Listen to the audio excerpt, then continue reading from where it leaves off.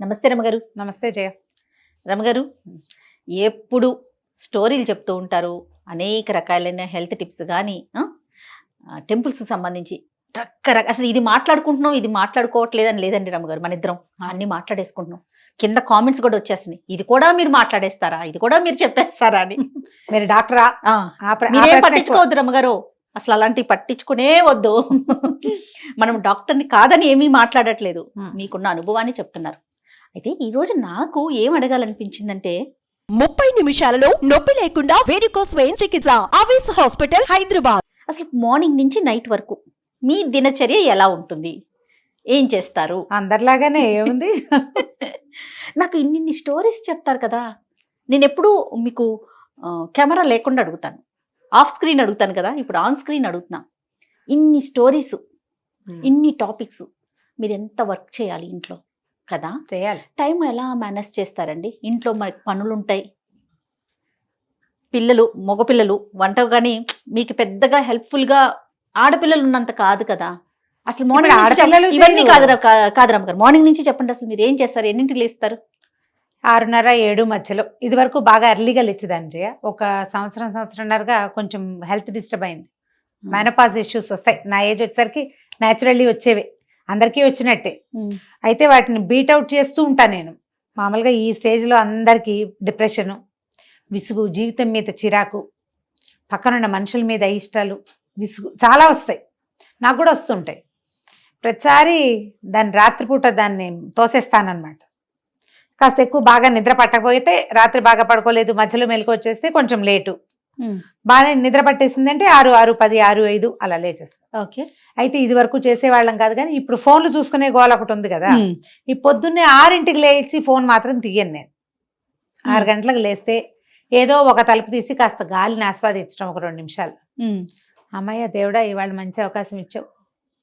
ఈ వాక్యం అనుకోకుండా రోజు మొదలు పెట్టినాం. అవును, మంచం నుంచి దిగటమే నేను కృష్ణ, రామ, కృష్ణ, పరంధామ, పరమాత్మ ఒక 6, 7, 8 పేర్లతోటి పిలిచి ఈరోజు మళ్ళీ మంచం నుంచి హాయిగా కాళ్ళు కింద పెట్టే అవకాశం ఇచ్చినందుకు దేవుడికి ఒక దండం పెట్టుకుంటాను. ఈ చేతులు చూసుకునే అలవాటు అవి నాకు లేవు. నేను చెప్పాను కానీ నేనేం చెయ్యను. అదే, నేను మాత్రం దేవుడికి విభవనామాలతో, ఖచ్చితంగా భగవన్నామాలతోటే లేస్తా. అది బాగా చిన్నతనం నుంచి అలవాటు. చిన్నప్పుడు అట్లా అనిపించేది కాదు, పేర్లు తలుచుకుంటూ లేచేదాన్ని. ఇప్పుడు మళ్ళీ నేను ఫ్రెష్గా లేచే అవకాశం ఇచ్చినందుకు, నిద్రలోనే పంపించేయకుండా అలా అనిపిస్తుంది అనమాట. కాదురమ్మ గారు, ఇంట్లో అమ్మ వాళ్ళు చేయటం మీకు అలవాటా, లేకపోతే అక్క వాళ్ళ దగ్గర నుంచి ఎట్లా మీరు పెరిగిన కొద్దీ నేర్చుకున్నారా ఈ అలవాటు? అంతే. నెక్స్ట్ గోవిందనామాలు అవి వినపడుతుండేవి, పెద్దవాళ్ళు చెప్పుకునేవాళ్ళు. పొద్దున్నే తెల్లవారుజామున 4ంటికే ఏవో ఒకటి, పొద్దున్నే లేచేసిన వాళ్ళు ఉంటారు కదా, అట్లా అలవాటు అయ్యింది. అట్లా ప్రాక్టీస్ అంతేనమాట. మనం ఇంట్లో అంటుంటే పిల్లలకు కూడా వచ్చేస్తుంది కదా, అందుకే అడుగుతున్నా. అదొక ప్రాక్టీస్ అంతే. పడుకునేటప్పుడు శ్రీరామ నామం చెప్పుకోవటం, లేచేటప్పుడు కృష్ణనామాలు చెప్పుకోవటం అదొక అలవాటు. లేస్తే స్టవ్ ముందు రోజు రాత్రే పని చేసేస్తే పర్వాలేదు, బాగానే రెడీగా ఉంటుంది. లేకపోతే గబగబా ఆ పని చేయటం. కాఫీ, పాలు 2 డికాక్షన్ పెర్కులేటర్ వేసుకుంటాను నేను. నాకు బాగా చిక్కటి కాఫీ అలవాటు. 1 టైమే, రోజుకు ఒకసారి కాఫీ, అది కూడా ఫస్ట్ కాఫీ కొంచెం పెద్ద గ్లాసు. మా వారికి బ్లాక్ కాఫీ అలవాటు అయిపోయింది, ఆయన పాలతో కాఫీ దాకా. ఆయనది బ్లాక్ కాఫీ, నాది 2 కాఫీలు కలుపుతాను. 2 కాఫీలు 2 కలుపుకోవటం. కాఫీ చేతితో పుచ్చుకొచ్చి న్యూస్ పేపర్ చూసేదాన్ని ఇది వరకు. ఇప్పుడు ఏంటంటే ఫోన్లో గూగుల్ న్యూస్ అలవాటు అయింది అనమాట. ఒకవేళ నేను ఆన్లైన్లో ఉన్నానని తెలిస్తే ఫారిన్ నుంచి నాతో మాట్లాడేవాళ్ళు కొంతమంది ఎవరైనా మెసేజ్ గుడ్ మార్నింగ్లు పెడతారు. నేను ఏ గుడ్ మార్నింగ్కి రెస్పాండ్ అవ్వను. ఇది ఇప్పటికి ఎన్నోసారో చెప్పటం. ఒక్కళ్ళ కూడా నేను తిరిగి గుడ్ మార్నింగ్ అని కానీ శుభోదయం అని కానీ చెప్పను. ఒకే ఒక రామకృష్ణ ఉన్నారు నా ఫ్రెండ్, ఆయన మాత్రం శుభోదయం పెడతారు. నేను ఒక కప్పు కాఫీ బొమ్మ మాత్రం పెడతాను ఆయనకి, నేను ఈ పని చేస్తున్నాను. అది కూడా వారం రోజులకు ఒకసారి. ఆయన రోజు గుడ్ మార్నింగ్ నేను ససేమిరా పెట్టేయను. ఇక ఎవ్వరు ఎన్ని వందల మెసేజ్లు ఉన్నాయి గుడ్ మార్నింగ్లు, నేను ఎవ్వరికి రెస్పాండ్ అవ్వను. విచిత్రంగా నేను రెస్పాండ్ అవ్వకపోయినా మళ్ళీ మర్నాడు గుడ్ మార్నింగ్ వస్తూనే ఉంటుంది. ఏదో ఒక రోజు పెడతారనేమో, మేబీ. అంటే మీరు ఫోన్ చూస్తున్నారని మాకు తెలిసిందని చెప్పడం అనమాట. ఈ ఫోను, కాసేపు న్యూస్ చూడడం, ఈ కాఫీ అయ్యాక ఇంకా లేచి వంటింట్లోకి వెళ్ళటం, రకరకాల పనులు. పూటకి టిఫిన్ ఏమిటి, దేవుడి పాత్రలు ఒకటి తోము పెట్టుకోవటం. రోజు అదొక ప్రోగ్రామ్ ఉంటుంది. వారికి పంచపాత్ర అవి తోమటం, నాకు దీపారాధన కుందులు నావి నేను గడికి పెట్టుకోవటము. ఇంకేమైనా చిన్న చిన్న పనులు. రాత్రి మడత పెట్టి మా కుర్చీలో పెట్టేస్తుంది మా సత్యవతి బట్టలు, అవి సర్దటం. ఇది రోజు చేయను, ఇది అసలు రొటీన్ కానే కదా. ఆ కుర్చీకేసి చూస్తుంటాను, అబ్బా ఈ బట్టలు సర్దాలి అని. విసుగొస్తుంది, కుర్చీ నిండిపోతుంది కదా, అప్పుడు సర్తాను అనమాట. నేను మానేసే పనులు చాలా ఉంటాయి, అందుకని నేను చదవగలుగుతా. టైం సరిపోదు కదా. సరిపోదు, బుర్ర ఎంతసేపు వీటి మీద ఆలోచిస్తూ ఉంటుంది. బట్టలు సర్దుకుందాం, ఇల్లు సర్దుకుందాం పెట్టుకుంటే ఇంకేం ఆలోచించలేం, వీటి మీదకి వచ్చేస్తుంది కదా ప్లానింగ్. దీని తర్వాత ఏముంది, ఇంకా బ్రేక్ఫాస్ట్ చేయటం, ఏదో ఒకటి ఏర్పరచడం, స్నానం చేసి రావటం, ఈ లోపల ఆయన పూజ చేసుకుంటారు. మా పిల్లలు పొద్దునే లేచి భోజనాలకి పాలకి వెంటపడే ఏజ్లు దాటేశాం కదా. ఇదివరకటి రోజుల్లో పరుగు వేరు, ఇదివరకు ఉన్నంత తాపీగా అసలు అప్పుడు ఎంత పని చేసేదాన్ని, ఇప్పుడు చాలా తాపీగా ఉన్నాను. పిల్లలు పెద్దవాళ్ళు అయిపోయారు, వరుస పనులు. అవును, ఒకవేళ షూట్కి రావాలంటే దీని ఏర్పాట్లు, చీరలు తీసి పెట్టుకోవటం. మా టీవీ షూట్ అయితే ఇంకా అది ఇంకో ప్రత్యక్ష నరకం. 10 ఎపిసోడ్లకు 8 ఎపిసోడ్లకు సరిపడా చీరలు తీసి పెట్టుకోవటము, వాటికి ఏదో కొంచెం మ్యాచింగ్ గాజులు. నేను పెద్దగా గాజులు వేసుకోవట్లేదు కదా, వాళ్ళకి కొంచెం ఇది వరకు బాగా డివోషనల్ కంటెంట్ కదా, కంటెంట్ అది కదా, దానికోసం మీరు ఇంత సింపుల్ గా ఉండటానికి అవకాశం ఉండదు. సో అవి సర్దుకోవటం. ఒకవేళ మా టీవీ షూట్ గనక నేను వెళ్లాల్సి వస్తే మార్నింగ్ బిలో 8 కంటే ముందే వంట మొదలు పెట్టేసుకుంటాను. బై 9:30 వంట చేసేసి నాకు ఒక 3 బాక్సుల్లో అన్నం, కూర, పులుసు అవి సర్దేసుకుని పెట్టుకుంటే 9:30 కార్ వస్తుంది. ఇది ప్రతి వారంలో ఒక రోజు ఖచ్చితంగా ప్రోగ్రామ్. ఇది మిగతా ఒక 2-3 రోజులు నాకు ఇస్తారు. నీకు ఇచ్చే 2-3 రోజులు నువ్వు మార్నింగ్ 11కి పిలిస్తే అప్పుడు రన్నింగ్ రేస్ 8ంటికి వంట. అవును. నువ్వు మధ్యాహ్నం పిలిచావనుకో అప్పుడు కొంచెం వంట స్లోగా చేస్తాను. నాకేంటంటే వంటకి 1 అవర్ మించి అక్కర్లే. 3 పదార్థాలకి పప్పు, కూర, చారు, లేదా కూర, ముక్కల పులుసు, పచ్చడి, వీటికి ఈ 3 పదార్థాలు మాకు సరిపడా రైస్కి నాకు 1 గంట చాలు. సూపర్. నేను బాగా స్పీడ్గా చేస్తాను. ఇప్పుడు నువ్వు ఛానల్లో నేను చేసే వంట కూడా అవునవునవును అట్లా అలవాటైంది. ముందుగా నువ్వు అనుకుంటారా రమ్మగారు రేపు ఇది అనేసి? అసలు లేదు, ముందుగా కూరలు తరిగి పెట్టుకోవటం. ఇప్పుడు ఒక 2-3 నెలల నుంచి మా సచివతి చాలా బలవంతంగా చిక్కుడుకాయలు, బెండకాయలు తరిగి పెట్టడం మొదలెట్టింది. ఫ్రిడ్జ్ లో ఉన్నాయని మర్చిపోయి మళ్ళీ కాయలు తీస్తుంటాను. నేను అలవాట్లేదు నాకు అట్లా, అప్పటికప్పుడు చేస్తాను. ఇదొక ప్రాక్టీస్. ఇప్పుడు ఈ ప్లాన్డ్ గా చేయటం ఒక పద్ధతి అయితే, ఏ ప్లాన్ లేకపోయినా ఏదో ఒకటి ఆ టైంకి చేసేయటం ఒక పద్ధతి. ఆ స్పీడ్ అలవాటు అయిపోయి అట్లా. నేను మా చిన్నకాయని చూసేదాన్ని జయ బాగా. మా ఆండక్క పని చాలా బాగుంటుంది, మంచి స్పీడ్. మా విజయకాయ పని కూడా చాలా స్పీడే. ఆండక్కది అన్ప్లాన్డ్ అయినా ఎంత పనైనా చేసేసే తీరనమాట. బాగా 5 ఏళ్ళు తనతో పాటు ఉన్నాను, వాళ్ళతో ఉన్నాను నేను.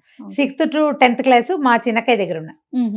అందుకని బాగా దగ్గర నుంచి చూడడం వల్ల ఇక ఏ పని చేసేయటమే, చేసి అవతల పారేయటమే తప్పిస్తే ఇక వెనక్కి చూసుకునే పని లేదనమాట. ఇది అయిపోతాం, బ్యాగులు చదువుకోవటం. ఇప్పుడు ఇందులో నా చదువు లేదు కదా ఎక్కడ. అవును. ఒకవేళ నేను షూట్ లేకపోతే 12-12:30కి వంట అయిపోతే ఏదైనా ఒక పుస్తకం పుచ్చుకుని కూర్చుంటాను నేను. ఆ పుస్తకాల్లో కథలున్నాయి, వ్యాసాలున్నాయి, పాతవి పురాణం, సీతగారివి ఇల్లాలు ముచ్చట్లున్నాయి, మాలతీ చంద్ర వంటలు, పిండి వంటలు ఉంటాయి. తర్వాత ఏమో శ్రీరమణ గారివి మానవ సంబంధాలు, అలాంటి పుస్తకాలు కూడా ఇష్టం నాకు. అవి చదువుతుంటే ఏంటంటే నేను మాట్లాడడానికి నాకు ఒక కొత్త యాంగిల్స్ దొరుకుతూ ఉంటాయి. ప్రతిసారి మన యాంగిల్సే ఉండవు, నా ఆలోచనే కాదు. నా పద్ధతి ఏంటంటే ప్రతిసారి నేను కొత్తవి చదివినప్పుడల్లా నా ఆలోచన సాధారణంగా నేను నా ఐడియాస్ కొత్త దారులు వెతుకుతూ ఉంటాను. అందులోకి వెళ్తాను అండ్ దాన్ని అప్లై చేయడానికి ట్రై చేస్తాను. అది నేను అందరికీ చెప్తాను కూడా. మనిషి నిత్యము విద్యార్థిగానే ఉండాలి. నా పందా ఇంతే, నేను ఇంతే చేస్తా, నా పద్ధతి ఇదే అనడానికి వీల్లేదు. అది ఆ పందా ఎప్పుడు కుదురుతుంది? మనం ఉప్పేసి కారం వేసి చారపడేస్తాను చూడు, అక్కడ కుదురుతుంది నీ సొంత పందా. కానీ లైఫ్ లో కుదరదు. ఎందుకంటే లైఫ్ ప్రతిరోజు ఏదో ఒక కొత్త దాన్ని మనకి నేర్పిస్తుంది. మనకు అసలు తెలియని ఒక కొత్త కష్టాన్ని మన మీద పడేస్తుంది. మందే కాకపోవచ్చు అది, చుట్టుపక్కల వాళ్ళది కూడా. ఏదైనా ఒక కొత్త సమస్య వస్తే how to deal with that అనేది మనకి తెలియాలి కదా. బుక్స్ చదవటం వల్ల చాలా విషయాలు తెలుస్తాయి, చాలా కొత్తవి టాపిక్స్ రేజ్ అవుతా ఉంటాయి. ఇది కూడా మాట్లాడొచ్చా, ఇది కూడా ఉందా అనే విషయం అర్థమవుతుంది కదా రమ్మగారు. ఇప్పుడు పుస్తకాలు ఫోన్ లో కొన్ని యాప్స్ ఉన్నాయి, దాంట్లో నుంచి కథలు చదువుకుంటా. ఓపెన్ గా ఉన్న పుస్తకాలు చదువుతాను. షూట్కి వస్తే ఎట్లాగో సాయంత్రం దాకా ఇక్కడే సరిపోతుంది. అవును. మళ్ళీ ఇంటికి వెళ్తే రాత్రి వంట చాలా సింపుల్. నా తిండి చాలా తక్కువ కదా, నేనేదో కొంచెం తింటాను. ఒక రోజు తిన్న కూడా ఈవినింగ్ ఏదైనా స్నాక్ లాంటివి తింటే రాత్రికి జంపే. ఆయన వాళ్ళకి భోజనం, మాకేంటంటే వారికి వేరు, పిల్లాడికి వేరు. పిల్లలు అన్నం తింటారు, ఆయనకి రొట్టెలు కావాలి. ఈ 2 చేస్తాను. ఇది ఏళ్ల తరబడి అట్లా అలవాటైపోయింది. ఏదో ఒకటే చేయటం లేదు. కాదు రమ్మగారు, ఎంత లేట్ అయినా మళ్ళీ మీరు వెళ్ళి చేయాల్సిందే వంట. రాత్రి 10ంటికి వెళ్ళినా నేను చపాతీలు చేయవలసిందే. మేము ఎగ్జిబిషన్కి వెళ్ళి తిరిగి వచ్చి మళ్ళీ ఇంటికి వచ్చి చపాతీలు చేసుకుంటాం. అట్లా అయితే ఒకటి ఉంది. ఉమ్. చపాతీల్లోకి కూరే కావాలన్న నియమం లేదు. బెల్లం పాకం, ఓకే. ఖర్జూరాల పాకం, ఆ. అది కాకపోతే ఫ్రూట్ జాము, అది కూడా మా వారికి నడుస్తుంది. ఓకే. కాబట్టి కూర కంపల్షన్ లేదు కదా, రొట్టెలే కంపల్సరీ. ఆ. పిల్లలకి ఏదైనా కూర వేపడో ఏదైనా చేయాల్సి వస్తుంది. ఇవి ఏంటంటే స్పీడ్ గా చేసి పారేసే అలవాటు వల్ల ఇది కుదురుతుంది. అవునవును, అలవాటు వల్ల ముఖ్యంగా. అలవాటు వల్ల తర్వాత సాయంకాలం 9:30 అవ్వగానే 9:30 మళ్ళీ అగైన్ పుస్తకం. మళ్ళీ 9:30 పుస్తకం పుస్తకం. పట్టేసుకుంటారు. ప్రతి రోజు 9:30కి ఏదర్ ఫోన్ లో లేదా పుస్తకంలో పెట్టుకోవాల్సింది. ఎన్నింటి వరకు ఉంటున్నారండి నైట్? 11. ఆ 9:30కి వచ్చి నాకేమన్నా కాల్స్ వచ్చినా, కొన్ని మన కౌన్సిలింగ్ కాల్స్ ఉంటాయి కదా, ఈ కౌన్సిలింగ్ కాల్స్ ఉన్నప్పుడు ఇక పుస్తకాలు క్యాన్సిల్. ఆ కాల్స్ ఏవో చూస్తా సొంతంగా నేనే. మామూలుగా ఫోన్ ఓపెన్ చేశాను అనుకో, ఎవరో మెసెంజర్లో ఐడియాలు అడుగుతుంటారు, ఇప్పుడు ఇలా ఉంది పరిస్థితి ఏం చేయాలి కొంచెం అడుగుతారు కదా, ఈ అడిగిన వాళ్ళకి సమాధానం చెప్పి కొంతమందితో ఎలాబరేట్ గా మాట్లాడాల్సింది వస్తుంది. కొంతమంది వాయిస్ మెసేజ్ ఇది వరకు టైప్ చేసేదాన్ని, నాకు కూడా విసుగు పుట్టింది. పర్వాలేదులే, వాళ్ళు కావాలంటే ఎవరికైనా దాన్ని పంపించుకుంటారు. అవునవునవును, అలా అనుకుని ఇప్పుడు అందరికి వాయిస్ మెసేజ్లే. భలే హ్యాపీ అనిపించేస్తుందండి. ఈజీగా ఉంటుంది, వాళ్ళకు కూడా ఒక సాటిస్ఫాక్షన్ ఉంటుంది. అడిగాము అమ్మ ఆన్సర్ చేశారు అని ఒక సంతోషంగా ఉంటుంది కదా. సో ఇవి చేయటం. ఇందులో సెల్ఫ్ గ్రూమింగ్ కి ఒక పొద్దున 10 నిమిషాలు, సాయంత్రం 10 నిమిషాలు ఖచ్చితంగా కేటాయిస్తాను నేను. ఎక్సర్సైజ్ ఏదైనా ఒక చిన్నది. బాగా ఫుల్ యోగాలు చేయట్లేదు ఇప్పుడు, ఓపిక తక్కువ, విసుగు, ఇవన్నీ చేయలేక ఇవన్నీ ఎవరు చేస్తారా దేవుడా అనిపిస్తుంది. 10 నిమిషాలు ఖచ్చితంగా మార్నింగ్ ఎక్సర్సైజ్. మీ పర్సనల్ కంటూ ఉంచుకునేది మార్నింగ్ ఒక 10 నిమిషాలు, సాయంత్రం ఒక 10 నిమిషాలు. పుస్తకాలు కూడా నా పర్సనల్ థింగేగా. పర్సనల్ అనుకుంటారా రమ్మ?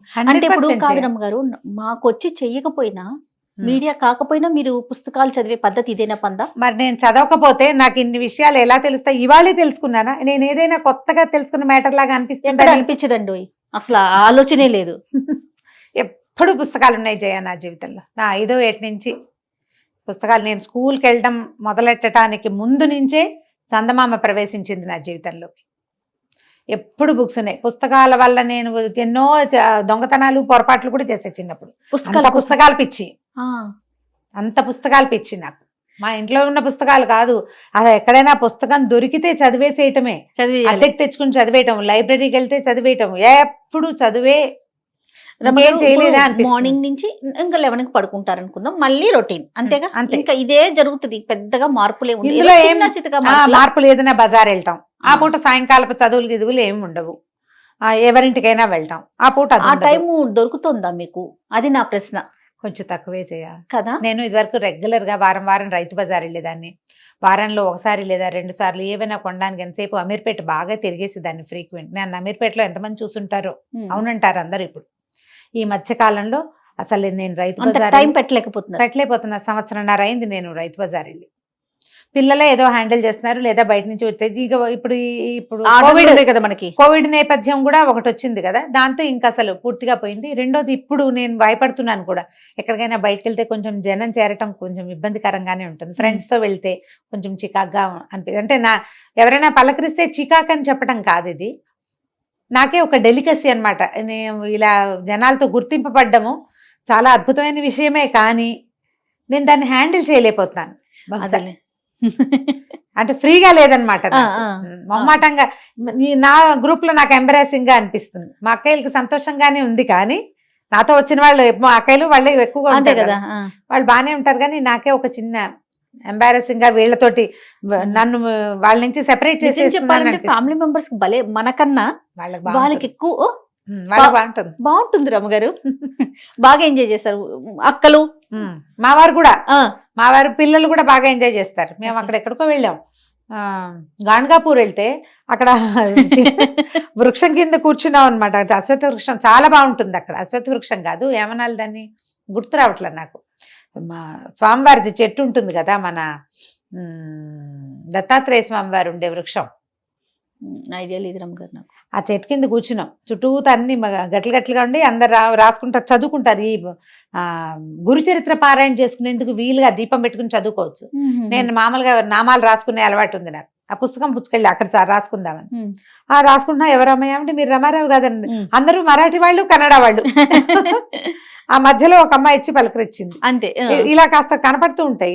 కొంచెం ఎంబరేసింగ్ గా ఉండటం మొదలుపెట్టి కాస్త జనాల్లోకి వెళ్ళడం తగ్గించాయి. ఇది వరకు బాగా బజార్లు తిరిగేదాన్ని, ఎవరికి ఏం కావాలన్నా నేనే షాపింగ్ చేసేది. రమ్మగారు, పర్సనల్ లైఫ్ ని మిస్ అవుతున్నాను ఆ స్పేస్ పోతుంది అన్న ఫీల్ ఏమన్నా అనిపిస్తా ఉందా మీడియాలోకి రావటం వల్ల?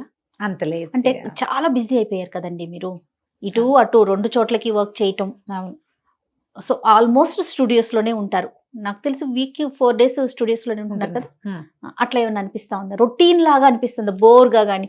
లేవటం రావటం వెళ్ళటం లేవటం నా పరిస్థితి అది అనమాట. అంటే నీ అంత రోజు రావట్లేదుగా నేను అనిపిస్తుంది. వరుసగా హెక్టిక్ గా చేస్తాం చూడు, మధ్యలో పండగలు వస్తాయి, అవి వస్తాయి, ఇవి వస్తాయి. ఈ మన కార్తీక పురాణం అవి బాగా వెంటనే చేయవలసి వచ్చింది. అలాంటప్పుడు ఉండేది. కాకపోతే ఏంటంటే కొంచెం ఎక్కువ పరిచయాలు, స్నేహాలు ఎక్కువ, బాగా మా పలకరించే వాళ్ళు ఎక్కువ. ఇదంతా ఎంజాయ్మెంటే సంతోషంగానే ఉంటుంది. అండ్ మోర్ ఓవర్ ఏంటంటే మనం కాలక్షేపానికి లేదా ఏదో ఒక అలవాటుగా చదువుకునే విషయం ఒక నలుగురికి ఉపయోగపడుతుందంటే అది ఎక్కువ సంతోషాన్ని ఇస్తుంది. అది చాలా సంతోషాన్ని ఇస్తుంది. నాకు మెసేజ్లు వస్తాయి, చాలా మంది పెడతారు, మీరు మాకు చాలా మా ఇంట్లో మెంబర్ అయిపోయారు, మేము రెగ్యులర్ గా మీరు చెప్పేది వింటున్నామంటే. నేను చెప్పగలిగే మామూలు విషయాన్ని సాధారణమైన విషయంగా నేను చెప్పేదాన్ని ఎవరైనా వింటారు, వాళ్ళకి నచ్చింది అండ్ వాళ్ళ లైఫ్ లో అది వాళ్ళకి ఉపయోగపడుతుంది అంటే ఏమిటి, భగవంతుడు మన జీవితానికి సార్థకత ఇక్కడ ఇచ్చాడు, ఎందుకు పుట్టామా అనిపిస్తుంది ఆ జీవితంలో. అప్పుడప్పుడు మనకి చాలా విసుకొస్తుంది, రకరకాల సమస్యలు ఇంట్లో అనుకో, అప్పుడే మన హెల్త్ బాగోపోవటం, అప్పుడే చుట్టాలు రావటం, మనం ఎక్కడికైనా వెళ్లాల్సి రావటం, ఏ పని మానగలిగే అవకాశం లేకపోవటం, అన్నీ మనమే మోస్తున్నాం అనిపించటం, అలాంటప్పుడు చాలా విసుగ్గా ఉంటుంది. దానికి ఇది ప్లస్.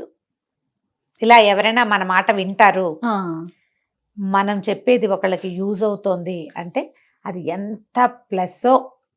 ఆ ప్లస్ నా రొటీన్లో ఏంటంటే నాకు చాలా పెద్ద ప్లస్ అనమాట. బరువుగా అనిపించిన చేత కావట్లేదు అనిపిస్తుంది, పెద్ద వయసు పెరుగుతుంటే కొంచెం అనిపిస్తుంది. అయినా ఖచ్చితంగా ఈ బూస్ట్ నాకు రోజులో ఒక 3-4 మెసేజ్ల ద్వారా దొరికేస్తుంది. సూపర్. అది డైలీ రొటీన్ లోకి వచ్చేసి అనమాట. ఫోన్ చూసేదాన్ని కాదు ఇది వరకు, ఇప్పుడు రొటీన్ గా ఫోన్ ఒకటి నా రొటీన్ లో భాగం అయిపోయింది. అంతే మన రొటీన్. అంతే. ఇందులో మా సాధారణ గృహిణికి డిఫరెంట్ గా ఏమైనా ఉందా? ఎవరికైనా ఏముంటుంది? ఏముండదు. అంటే మీది కొంచెం వేరుగా ఉంటది కదా రమ్మగారు, ఎందుకంటే మీ ప్రెజెంటేషన్ ఉంది, హౌస్ వైఫ్ గాను రెండు మీరు నిర్వర్తించాలి కదా. ఒకటి పాత్ర అయితే అది వేరు. అవును కదండి. ఇప్పుడు నేనున్న ఓన్లీ హోస్ట్, నా ప్రొఫెషన్ ఏంటి, నేను హోస్ట్. ఇంట్లో నా పనులు, ఇప్పుడు మీరు చెప్పిన పనులు ఏవి నేను అంతగా చేయలేకపోతాను.